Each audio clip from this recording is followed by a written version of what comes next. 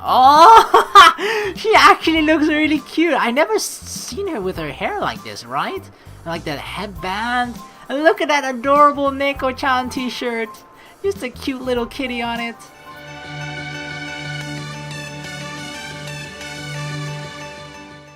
This is probably not gonna sync up too well with the other "there was a wasp in my room" video, but it's a couple hours after. I still couldn't fucking sleep, so I just thought, you know, I might as well do something useful in the meantime. So yeah, we're here with the Kaori route. I still don't fucking know how the hell it just apparently magically seemed to have disappeared, because I haven't seen it in a couple of hours.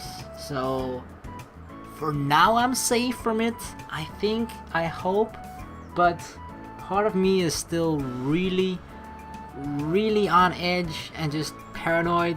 Like every single weird thing that touches me, I freak out. So yeah, you'll probably hear me freak out a couple of times throughout the video, maybe. But anyway, let's continue. This was a particular, from what I read, the Kaori route was the hardest one to kind of get into. I kind of mixed up the order in the previous video as well, because I had to replay through the entire, basically from the start all over again, just to make the correct choices to be able to do the Kaori route. And this is one of the choices that only appears if you made the correct choices. So this is on a particular weekend, somewhere in episode 2, where instead of doing the class project with Valerie, you could actually just hang out with Kaori instead. So yeah, this is also kind of after the scene where she feeds us with the, you know, where she feeds us her delicious bento, which is why we're actually asking her right now to show me how she made that delicious bento. I'm kind of hungry. Nikki will probably have food downstairs. But lately, I've been craving the sushi Kaori made. I really should make an effort to eat healthier, and those rolls seem simple enough to make. I mean, if Kaori can do it, then so can I. I'll ask her how she made them, and maybe I'll surprise Nikki by making lunch. That's edible. I wouldn't count on it, at least if I made it.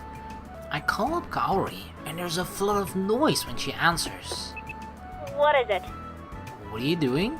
Hello to you too. Oh, right. Hi, what's up? You sound busy. Remember the maki sushi you made for lunch? Yeah. How did you make them? Oh, it's really easy. You need rice, nori, vinegar. I don't have any of those. The voices in the background are getting so loud that I can barely hear Kaori. You're kind of cutting off.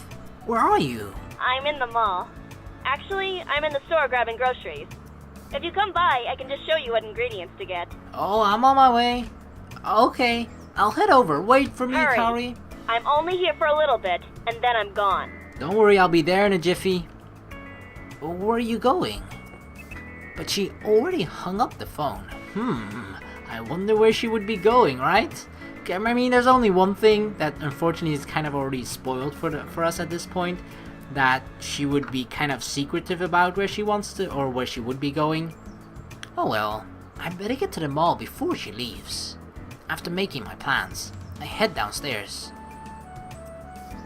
Oh hey, didn't see you there, big girl. Hi little sissy, no time to talk, I gotta get out of here. I gotta go see my new girlfriend Kaori, or soon to be girlfriend. She seems to be back to her usual self. I'm glad to see you're feeling better. Alright, this is also the point where, you know, we left our phone in our gear, and Nikki called us the night before asking like, oh, can you please pick us up, can you please pick us up? And we couldn't react to it, so she was pretty pissed off about that. But the next morning, she was seemingly better, but then she vandalized our motorcycle, so yeah, that was her revenge. Oh yeah, I definitely am. I wonder why, Nikki, I wonder why. Alright, we could skip through that because that was pretty much the same. We knew what Nikki did, right? She just painted it with unicorns and rainbows and whatnot. So yeah, we're at the supermarket right now. I park my bike in the lot and make my way into the building. The supermarket is tucked into a corner of the sprawling mall. There's no way Kaori will be walking the aisles full of processed snacks, so I head directly to the produce aisle. Just as I guessed, I spot Kaori picking out vegetables. Oh, She actually looks really cute. I never seen her with her hair like this, right? Like that headband. And look at that adorable Neko-chan t-shirt. Just a cute little kitty on it.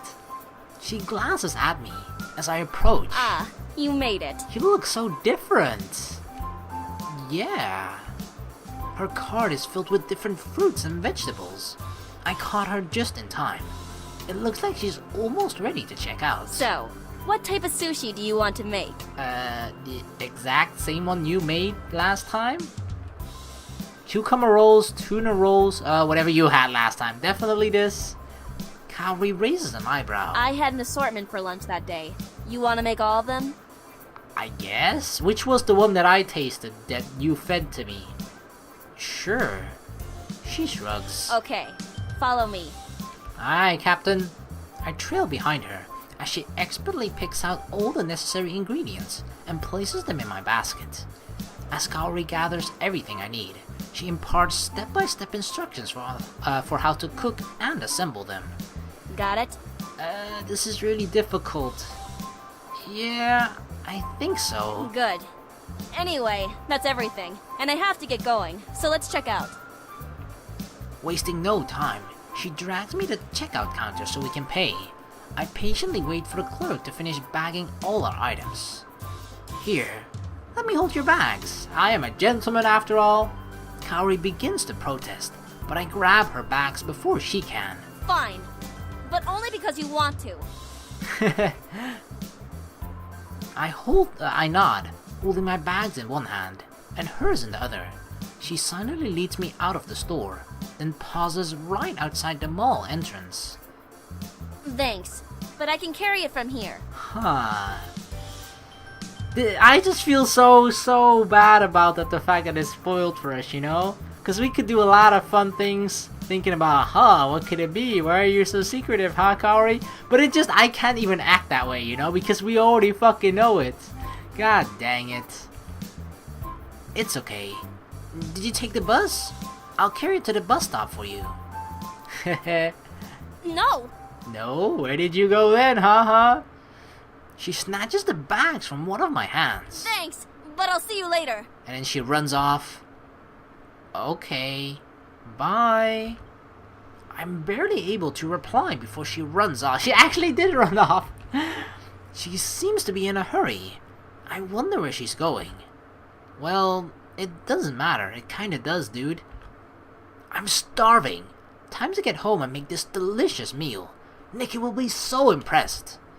As I balance out my bags between my hands, I spot a purple eggplant in one of them. Aw, did we really swap bags? She took the wrong grocery bag. Huh? I didn't get an eggplant. I'm not familiar with sushi, mainly because I don't eat it.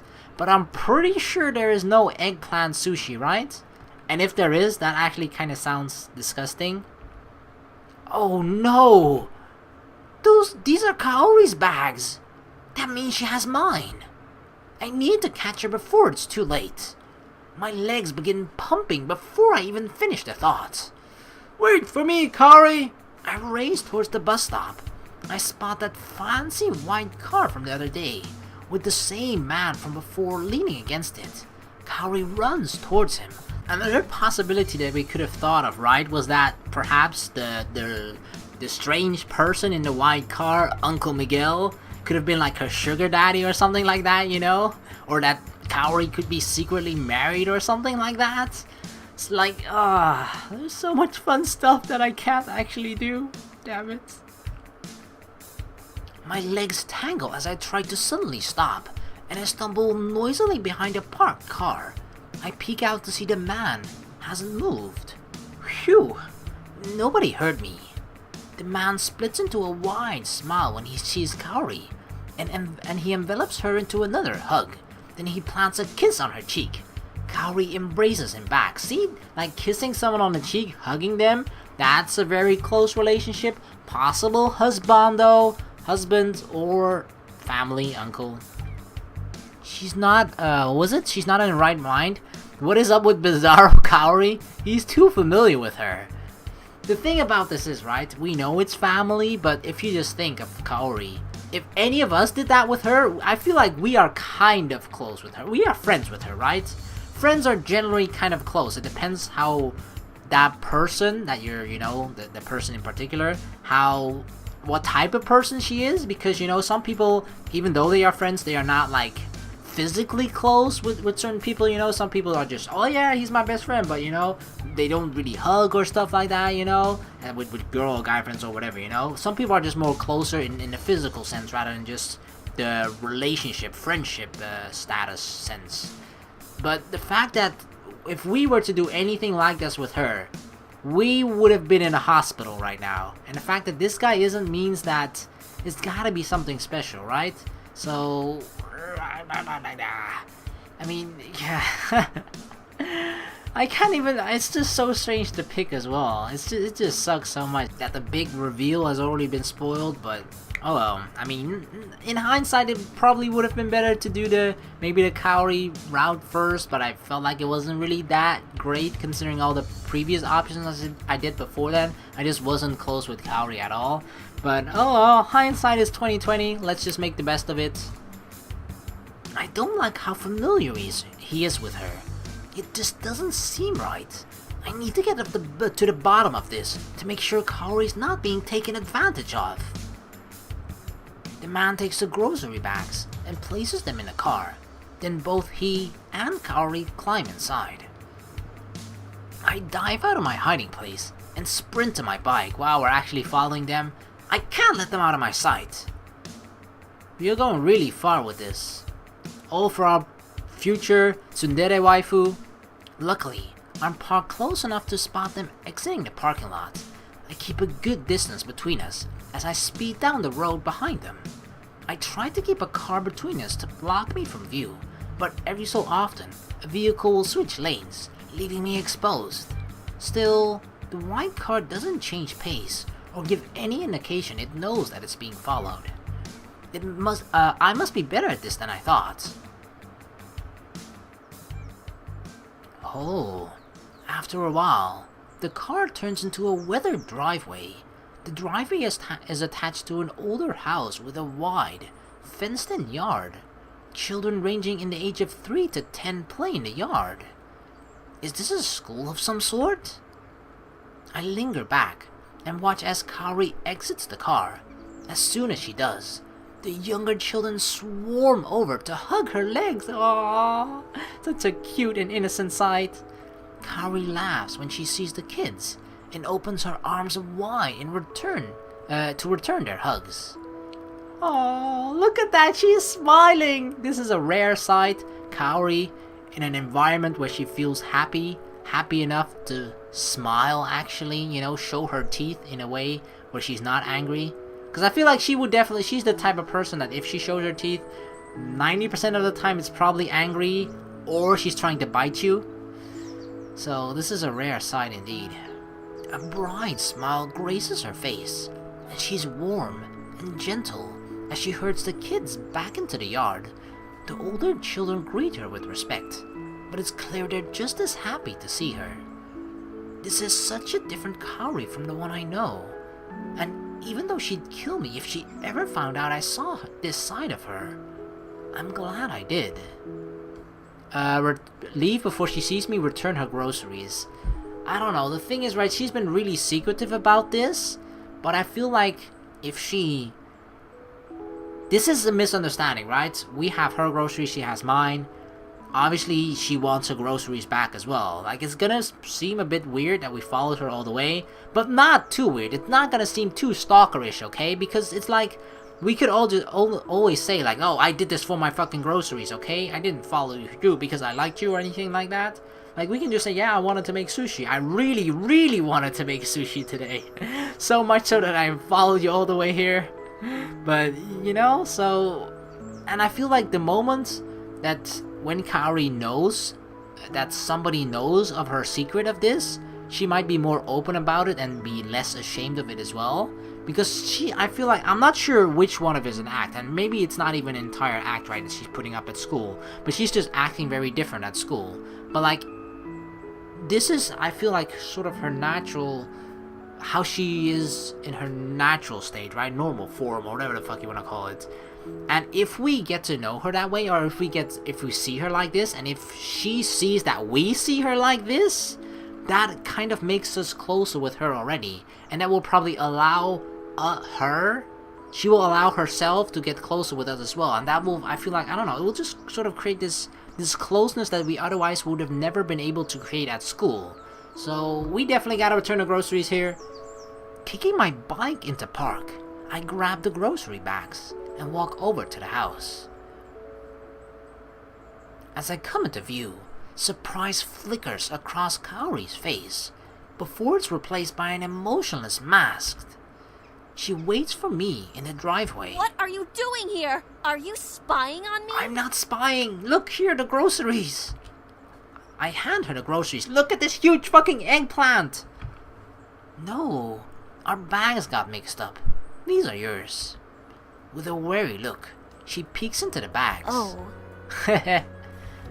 For a second, she seems at a loss for how to react.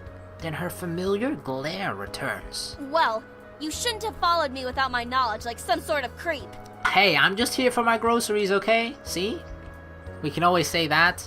You're right, it's okay if it's for a good cause. Geez, so ungrateful. If it's for a good cause, you know. It's not creepy if it's for a legit reason. She crosses her arms. You mean to return these bags to me? Exactly. Exactly.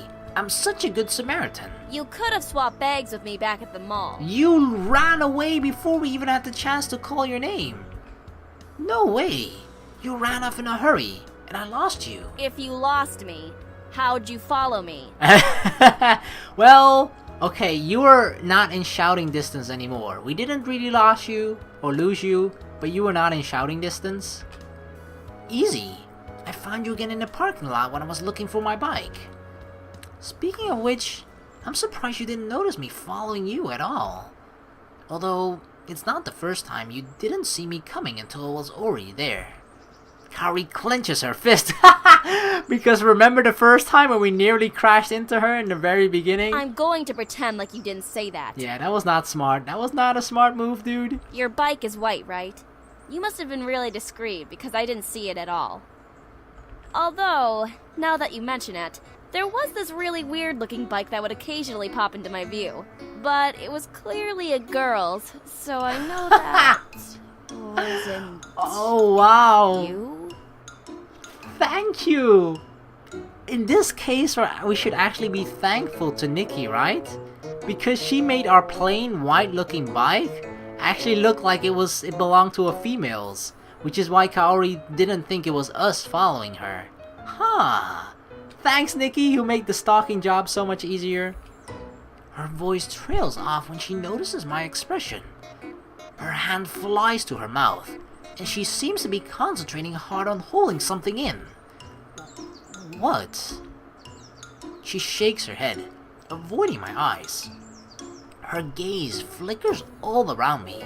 When they land on my bike behind me, the floodgates open, and her laugh rings into the yard. That was you? My little sister did that, okay? I mumble an affirmation. Oh my god! Okay, you can calm down now, Kaori. Yeah, laugh it up. She gasps for breath as her laughter continues. Her eyes are even tearing up. Okay, it's not that funny. After a few more breaths, Kaori finally calms down. That's a good look for you. Very funny. Kaori, what is so funny? The man walks over and gives Kaori a questioning look when he sees me. Oh, this is my teammate from school. Sup, man? Ah, a friend of Kaori's. His face splits into a huge grin, and he hurries over to plant a kiss on each of my cheeks. Okay, dude, okay. He's definitely a very, touchy-feely type of dude. I mean, in some cultures, it's just very normal to sort of, kiss people as a greeting. So it could be that as well. Kaori watches in amusement, as I can only stand in shock. I am Miguel Vasquez. Please, Call me Uncle Miguel. Uncle Miguel. Okay, if we can call him Uncle Miguel too, now I'm actually kind of questioning whether he is really her uncle, you know? Because he seems like the kind of guy that just wants to be called uncle by everybody. Because why else? We are just a random stranger to him. And he's like, oh, call me Uncle Miguel. So happy to meet you. You too, newly acquired Uncle Miguel. Welcome to my family. Hello. I'm Hugh. I flashed Kaori a confused look. He's my uncle. Ah, real uncle, huh? Not fake uncle like he's my fake uncle right now? Like 2 seconds ago? Yes, Kaori doesn't let me meet her friend, so you must be very special. Indeed I am, right, Kaori? Her boyfriend? Oh, I wish. Soon, Uncle Miguel. Just a bit too soon, okay? Not yet. We'll get there eventually. No. Do I detect a little bit of a blush underneath her cheeks? Should we embarrass her? Fuck it, let's embarrass her in front of Uncle Miguel. I've always known we have a special bond, Kaori. I lean in closer, even though it may not look like it. Huh? Come here, Kaori. Let's kiss in front of your uncle. Let's show him our special bond. And even your uncle can see it too. We shouldn't deny this attraction any longer. Idiot! You're delusional! But she can't stop the blush from staining her cheeks. That was so beautiful. Bravo! Thank you, Uncle Miguel. Uncle! Kaori's face is beat red. See, we already got the approval of your Uncle Miguel. That's one part of the family down. Don't you have kids to help or something? Miguel is unperturbed and chuckles. Okay. I understand. I will let you lovebirds have some space. Thank you, Uncle Miguel. See? He knew. That's why he says calls Uncle Miguel. He knows that soon we'll be part of the real family. Ah, now it makes sense. Alright, Uncle Miguel. Nice one. We're not lovebirds. Nope. We're not love birds. We are love angels. He winks as he goes to join the children. Kaori and I stand in silence, and she fidgets with her hands. Her face is still bright red, and she can't look me in the eyes. After a moment, the silence grows too heavy, and we speak at the same time. Ignore him. So, your uncle, huh? She blinks at me. He's pretty, affectionate. Oh yeah, he's Spanish, and that's how they greet each other in Spain. It took a while for me to get used to it too. Ah, see, I knew it was a cultural thing for some people. That explains a lot. How did he and your uncle meet? Did I just say uncle? Oops, I'm sorry, Miguel. I didn't mean to insinuate that you were gay, but I meant like, how did he and your aunt meet? They probably just fucked on the first date. I mean, in the first second, they already kissed each other, probably. In university. He studied in Japan. That's why his Japanese is so good too. Ah. We lapse into silence again. Kaori returns to the white car and hands me my groceries. Thanks for bringing these by, I guess. You're welcome. You should probably get going. I have to get back to the kids. What exactly is this place? She hesitates, then sighs in resignation. It's a daycare and tutoring center. My uncle runs it, and I come by to help out. I knew you were a softie. Mommy material? That's so unlike you. I knew you were a softie. It's just that's just how a tsundere is, right? The kids seem to really like you. Well, I have been coming by since high school. And she does indeed. This indeed makes her seem like mommy material. You must be like a big sister to them. Yeah, they're all really good kids. Smart too. Still, how do you get involved? I started coming here as a co-op for class credit, and now I can't imagine my life without them. I watch Kaori as she speaks. Her expression is soft, as her voice is warm. You can definitely tell this means a lot to her. She's not just here out of obligation or as a job or something. She actually just really feels a connection with these kids. Most of these kids have parents who work all the time, and it's obvious these kids are lonely. They might act out or struggle in school, but all they really want is for someone to care about them. This place might not be the most glamorous, But Uncle cares about every single kid who walks through these doors. And they care about him. That's okay. All kids want is a little bit of love, and that's what you provide together with Uncle Miguel, right? The love plays, and her voice hardens. Anyway, if you tell anyone about this, I will destroy you. Holy shit! That just went from 0 to 100 really quickly, but okay, Kaori, okay. Noted. Duly noted. The kids wave at Kaori and call out for her to join them. With minimal urging from Miguel, they sing Mrs. Itami and Mr. Boyfriend sitting in a tree. Kissing. Miguel laughs at Kaori's mortification. I better go. I'm apparently now known as Mr. Boyfriend. Her face is completely red. Yes, please. Alright, I'll be on my way out. I head back to my bike as Kaori runs to the children. They scatter around the yard, squealing in laughter. Kaori puts on a hard exterior, but she's not as cold as she pretends to be. I glance back for one more glimpse of Kaori's smile before driving off.